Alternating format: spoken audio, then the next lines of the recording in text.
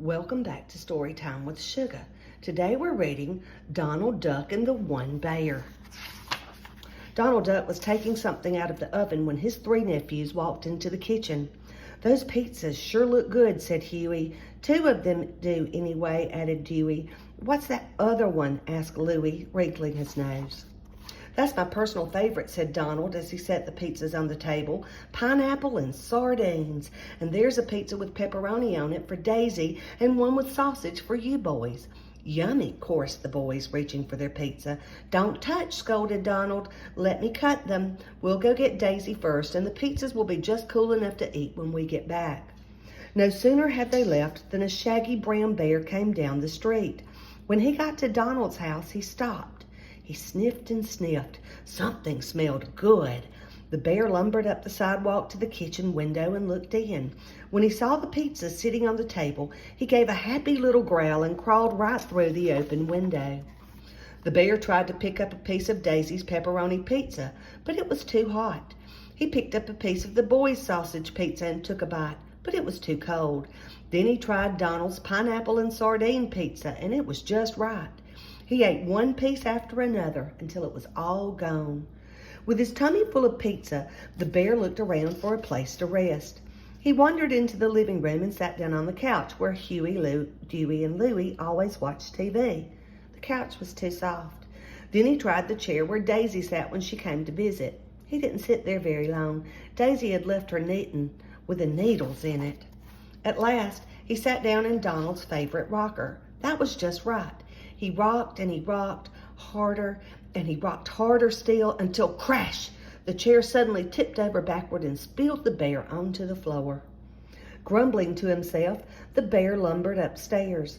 He wanted to sleep on something that didn't move, so first he tried Huey's bed, but it was too small.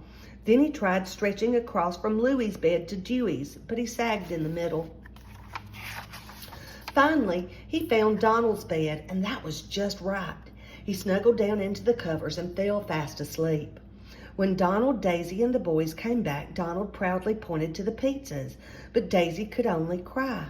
"Somebody's been trying to eat my pizza." "Somebody's been eating our pizza," exclaimed the boys. "Look, there's a bite out of this piece." "Hey," shouted Donald, "somebody's been eating my pizza and is eating it all up. I'm going to get to the bottom of this." He stormed off to the living room with Daisy and the boys following nervously. "I can't believe there are two people in the world who like pineapple and sardine pizza," Dewey whispered to his brothers. Then he stopped and pointed. "Look." Huey and Louie were amazed. "Somebody's been sitting on our couch," said Huey. "And squashed the cushions," added Louie. "Somebody's been sitting in my chair," said Daisy, holding up a broken knitting needle. "My rocker," yelled Donald. "Someone sat in my rocker and broke it to pieces." Daisy and the boys tried to tell Donald that his chair was just tipped over, not broken, but he was too angry to listen. He charged up the stairs, two at a time. Daisy and the boys tagged along. "Hey," shouted Huey, pausing in the doorway of the boys' room. "Somebody's been sleeping in my bed." "And my bed," added Dewey. "Mine too," said Louie. "Help!" screamed Donald from his room. The boys ran down the hall and found Donald hiding behind the dresser. "Here's the culprit," Daisy told the boys, laughing. "A bear," said Huey. "He's cute," added Dewey. "Can we keep him, Uncle Donald?" asked Louie. Donald poked his head out from behind the dresser.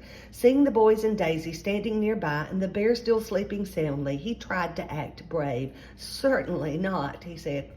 "We have to wake the bear and get him downstairs and out of the house right away, and—" The doorbell rang.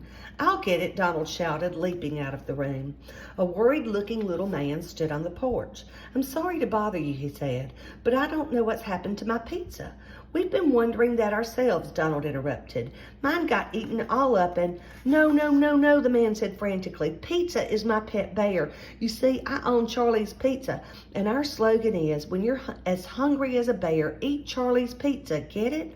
"I get it," Donald said, "but I'd be happier if you'd get your bear. He's upstairs." The man ran upstairs yelling, "Pizza, pizza."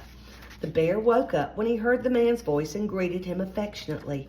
Charlie snapped a leash to Pizza's collar, and the bear followed him down the stairs and out the door. "Whew!" breathed Donald. I'm glad that's over. It was kind of exciting, though, said Huey. Let's eat, said Dewey. Yuck, cold pizza, said Louie. Just then the doorbell rang again. It was Charlie holding three big boxes. I want to give you this reward for finding my bear, he said. 3 piping hot, extra large pizzas. Hooray, the boys cheered. How very kind, said Daisy. I hope you like them, Charlie added. They're Pizza's favorite, pineapple and sardine. Thanks again for finding him. Huey, Dewey, Louie, and Daisy stared glumly at the pizzas, but Donald grinned from ear to ear. I liked that bear from the moment I saw him, he said. Now, let's eat.